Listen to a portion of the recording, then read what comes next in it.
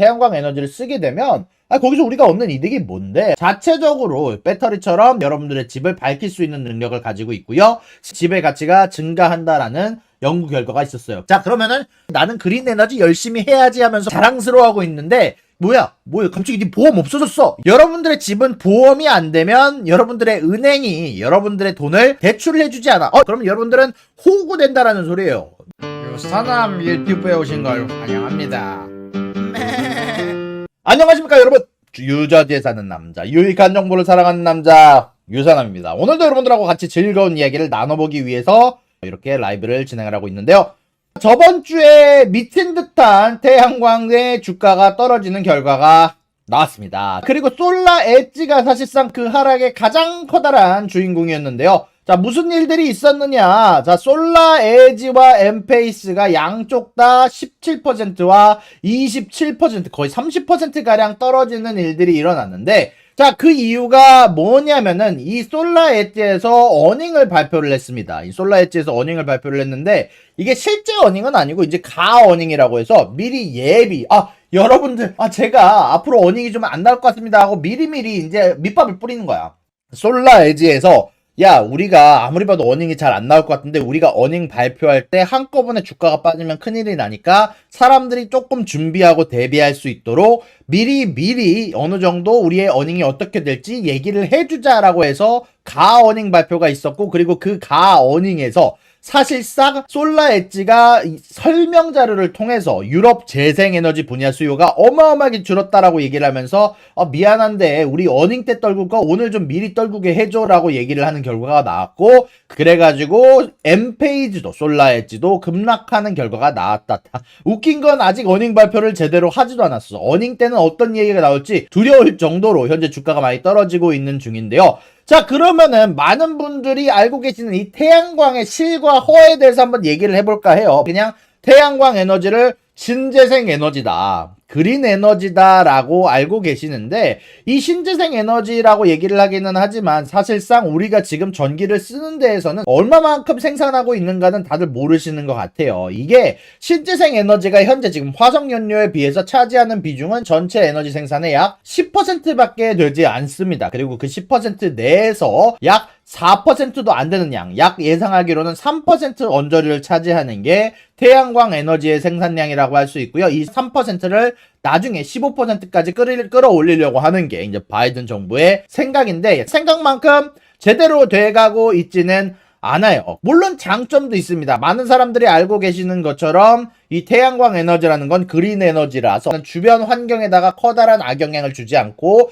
자연적으로 태양광에서 나온 에너지를 흡수해가지고 전기로 전환시키는 방식을 가진 게 바로 이 태양광 에너지라고 할 수 있겠죠. 근데 이런 부분들 관련해서 바이든 대통령이 어마어마하게 밀어주고 있었고, 2026년까지 이 태양광 모듈 생산을 10배로 성장시키고자 하는 게 바이든 대통령의 가장 커다란 테마주로 주목을 받았던 게 바로 이 태양광과 바람 에너지라고 하죠. 풍력 발전이라고 하는데, 이 두 가지가 바이든이 계속 얘기하는 그린 뉴딜의 가장 핵심적인 정책 중에 하나였습니다. 그에 따라서 태양광 주식들이 사실 코로나 시작하고 나서부터 급등하는, 그리고 바이든 대통령이 당선되고 나서는 어마어마하게 올라가는 그런 아주 무시무시한 모습을 보여주다가 급락하고 있고, 최근 들어서 성적이 좋지 않은, 그리고 앞으로 미래에 대해서 어두운 전망들을 쏟아내는 애널리스트들이 굉장히 많이 늘어나고 있죠. 그런데 안에서 우리가 이렇게 그냥 그린 에너지라고 해봤자 우리가 거기에서 나온 혜택이 뭐야? 지금 당장 우리한테 직접적으로 나오는 혜택이 별로 없지 않나? 우리가 그린 에너지를 쓰게 되면, 태양광 에너지를 쓰게 되면 거기서 우리가 얻는 이득이 뭔데? 라고 생각을 많이들 하시는데, 실질적으로 여러분들한테 피부에 와닿을 수 있는 이 태양광 발전의 혜택을 알려드리도록 하겠습니다. 일단 가장 중요한 거는요, 그 태양광을 통해서 들어오는 전기를 여러분들이 쓰실 수가 있습니다. 사실상 여러분들이 원래는 발전소에서 전기를 구매해야 되는데, 여러분들이 태양광 파넬들을 소유하는 방식이 있고 빌리는, 렌트하는 방식이 있어요. 리스라고 하는데, 요거 따라서 여러분들이 요금제가 바뀌긴 하겠지만 기본적으로는 여러분들이 설치비만 내시면 거기에서 나오는 전기는 다 여러분들의 것이 되는 게 바로 이 전기요금 절감을 할 수 있는 게 바로 이 태양광 판넬입니다.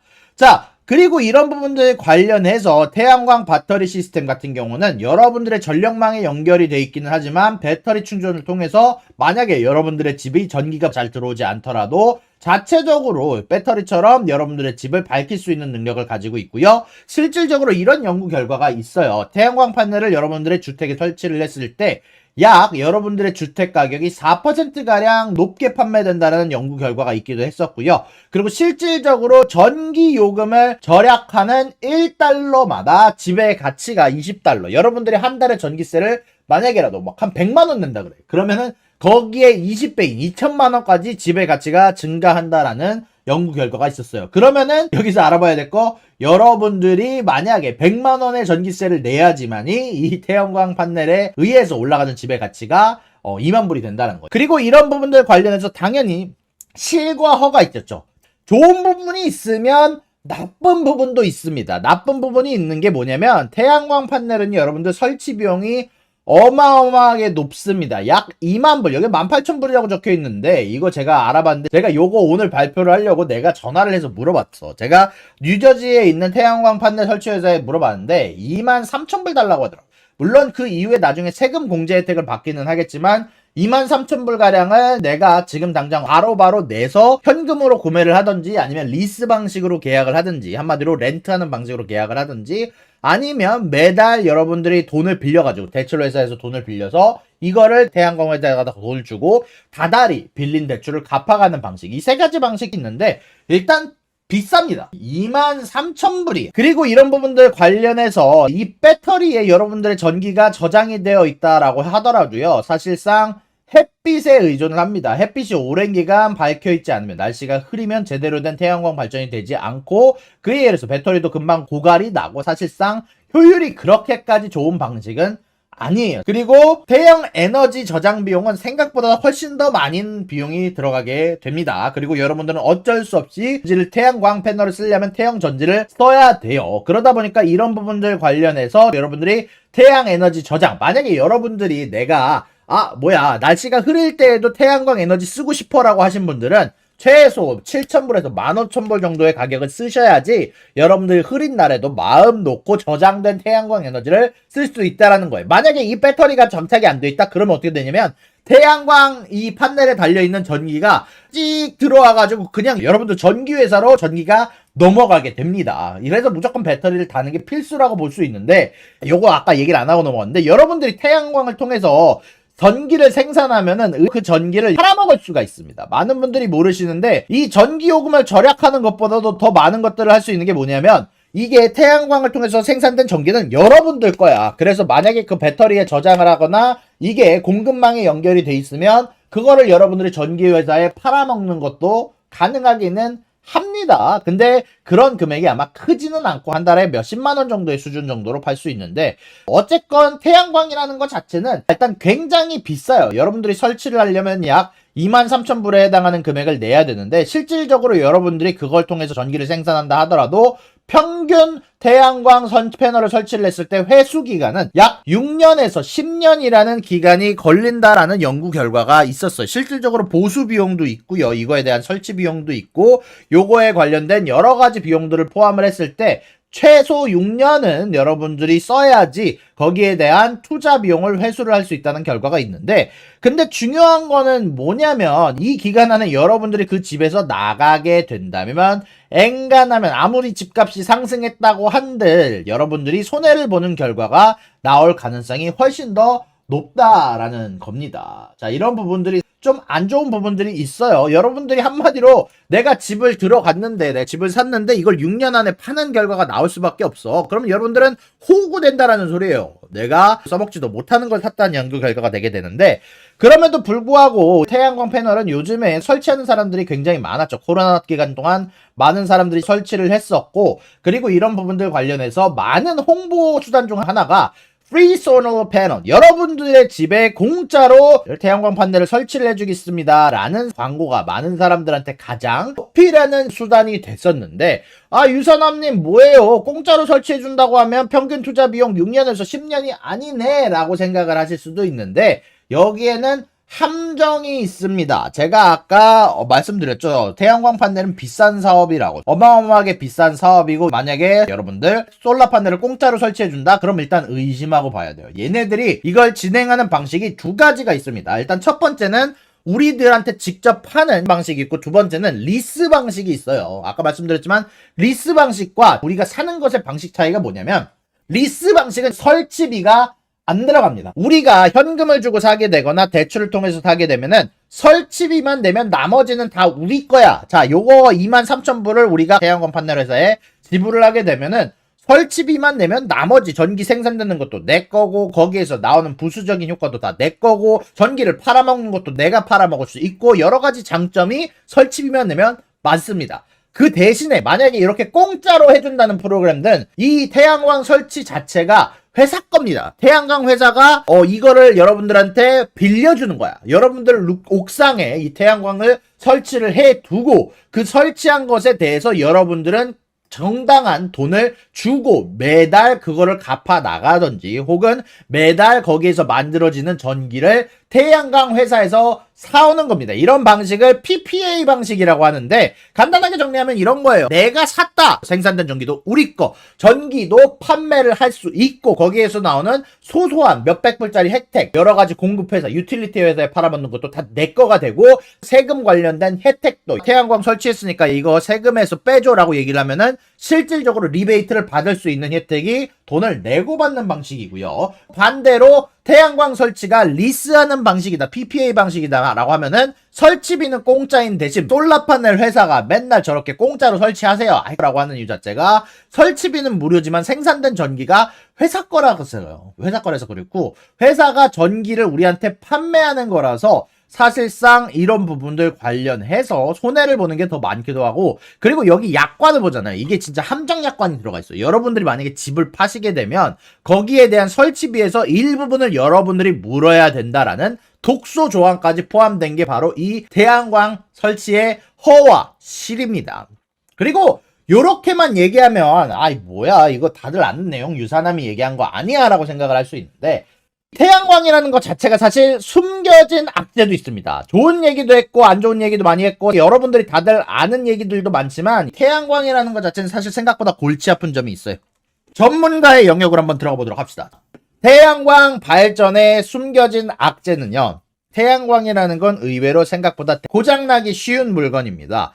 태양광 판넬을 설치할 때 보시면은요, 여러분들의 지붕을 고장내지 않기 위해서 이렇게 고작 신더블락 하나로, 특히 주거용 지역에서는 그래도 고정을 시켜 놓는데, 문제는 여러분들 태양광 판넬이 가장 효과를 볼 수 있는 것은 여러분들의 지붕이 아니라 원래는 상업용 건물의 지붕에 설치를 하는데, 보통 상업용 건물의 지붕은 회사 자체가 소유하지 않고 보통 걔네들도 렌트를 받아서 한단 말이야. 근데 전기비 아끼려고 태양광 판넬 설치해주세요 하는데, 문제는 옥상을 이렇게 뚫고 나사로 고정시키면 안 돼. 그래서 어떻게 하냐, 여기서 보여드리는 것처럼 고작 이 콘크리트 블락 하나로 고정을 시켜 놓습니다. 근데 미국은 태풍이 어마어마하게 불어드는 나라죠. 그러다 보니까 만약에 얘네들이 바람이 불어서 옥상을 굴러다니기로 한다면 이렇게 지붕이 박살나고 여러분들의 내부에 있던 물건이나 물이 새거나 홍수가 나는 경우도 허다한 게 바로 이 태양광 판넬이고요. 그리고 뭐 요거보다 훨씬 더 안 좋은 문제가 하나가 있어요. 이것 때문에 플로리다 지역에서도요,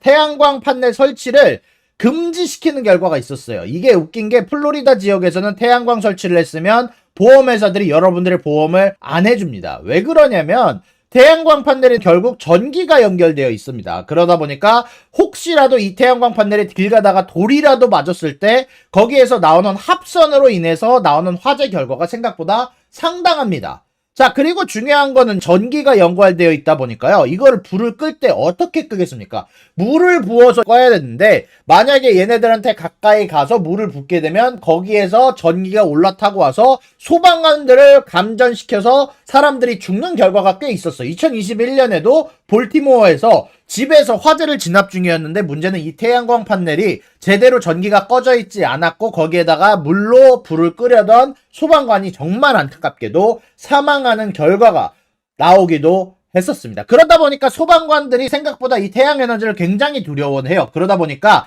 실질적으로 태양광 판넬이 달려있는 집에서 화재가 났을 때 제대로 불을 끄지 않는다라는 연구 결과가 나오기도 했어요. 실질적으로 이런 부분들 관련해서 NFPA라는 곳에서 이런 것들 관련해서 가이드가 있는데 어떻게 불을 끄는지가 정해져 있는데 그 방법이 조금 멀어져서 소극적으로 불을 끄는 선택을 할 수밖에 없다라는 걸 주지시켜 놓기도 했었습니다. 그러다 보니까 이렇게 물 뿌리는 것 자체가 어려운 상황인데 불까지 날 가능성도 높아져. 그럼 당연히 어떡하겠어요? 보험회사들이 싫어하죠. 그리고 여러분들은 보험을 무조건 들어야 됩니다. 자, 그러면은 여러분들은 태양광 판넬을 설치하고도 나는 그린 에너지 열심히 해야지 하면서 막 나는 뿌듯하게 난 플로리다 지역에서 태양광도 쨍쨍하고 전기도 이제 아낄 수 있지만 내가 이런 것 관련해서 그린 에너지 나는 환경보호주의자야 라고 얘기를 하면서 막 자랑스러워하고 있는데 여러분들의 집은 보험이 안 되면 여러분들의 은행이 여러분들의 돈을 대출을 해주지 않아. 뭐야 갑자기 네 보험 없어졌어 이러면서 여러분들에게 항의나 여러분들에게 해준 대출을 취소시킬 수 있는 권한이 있어요, 보험이 없으면. 근데 플로리다처럼 많은 지역들이 생각보다 태양광 있는 집에 보험을 주기 싫어해요. 근데 여러분들은 을이잖아. 어떻게든 보험을 받아야 되잖아. 그럼 어떻게 하겠어요? 더 많은 웃돈을 주고 사실상 태양광 설치도 했는데 거기에다가 보험료도 비싸게 주고 살 수밖에 없다라는 결과가 도출이 되게 되는 겁니다. 결국 가장 중요한 거, 여러 가지 얘기 굉장히 많이 했지만 태양광의 호재와 악재, 좋은 점, 안 좋은 점 얘기했지만 사실 태양광이 요번에 가장 타격을 많이 받은 이유는요. 요게 원래 우리 주제였잖아. 그냥 고금리입니다. 태양광 관련해서는 원래 여러 가지 수요가 너무 과측정이 되어 있었다는 게 맞고, 예전에도 한번 태양광이 빵빵 뜬 적이 있었지만 그냥 기본적으로 코로나 동안 바이든 대통령의 테마주 동안 너무나 많은 수요가 늘어날 거다라고 생각을 했었는데, 문제는 고금리 상황 때문에 사람들이 23,000불이라는 돈을 쓰기 싫어했고, 자동차가 왜 안 팔리는 이유랑도 똑같습니다. 자동차가 안 팔리는 이유는 이 태양광이 안 팔리는 이유랑 똑같아요. 너무 비싸니까 대출을 해야 되는데 그 대출에 대한 금리가 높다 보니까 사실상 20-30%더 비싸게 주는 결과가 나오고 있다 보니까 재고가 과생산돼서 남아 도는 거야.